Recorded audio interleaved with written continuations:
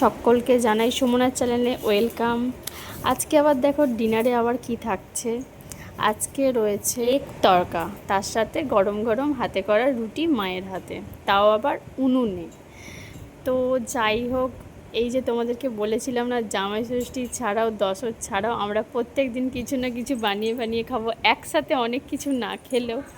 তারপর থেকে সত্যি চলতে, যাই হোক, মা একদিকে তড়কা বসিয়েছে, একদিকে রুটি হচ্ছে। তাও আমার কি মনে হলো একটু খন্তিটার নাড়ি, অনেক দিন হলো রান্নাবান্নার দিকে যাই না। তো তড়কা কিনেই খাওয়া হয় বেশিরভাগ, বাড়িতে ট্রাই করব করব করে সত্যি করা হয়ে উঠছিল না। মাকে বললাম ভরসা করে চলো তো করি, কী এমন রান্না আছে। অনেক কিছু তো আমরা বাড়িতে কঠিন কঠিন রান্নাবান্না করাই হয়। তো যাই হোক, তড়কার কী ব্যাপার স্যাপার আছে, চলো। তো যাই হোক, তো অতনুর শেফ বলে একটা রান্নাঘর, আমরা মা আমি প্রায়ই রান্না দেখি ওনার, তো ভালোই লাগে। তো ওনার একটা রেসিপি ঝটপট করে দেখে নিলাম, নিয়ে কিছুটা নিজের মতো কিছুটা ওনার মতো করে ট্রাই করে নিলাম। সত্যি সেদিনকে দারুণ ডিনার হয়েছিল, দারুণ, মানে কোনো দিক থেকেই মনে হচ্ছিল না যে আমরা কোনো ফাস্ট বানিয়েছি বা খামতি রেখেছি।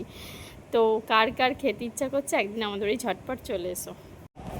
তারপর মা সবার খাবার দাবার বাড়তে শুরু করলো। যেহেতু আমি এ বাড়িতেও কিছু রান্না করলে ফার্স্টে তোমাদের দাদাভাইকে দিই চেক করাই এবং কেমন হয়েছে জিজ্ঞাসা করি, ওই বাড়িতেও তাই একই কাজই করলাম।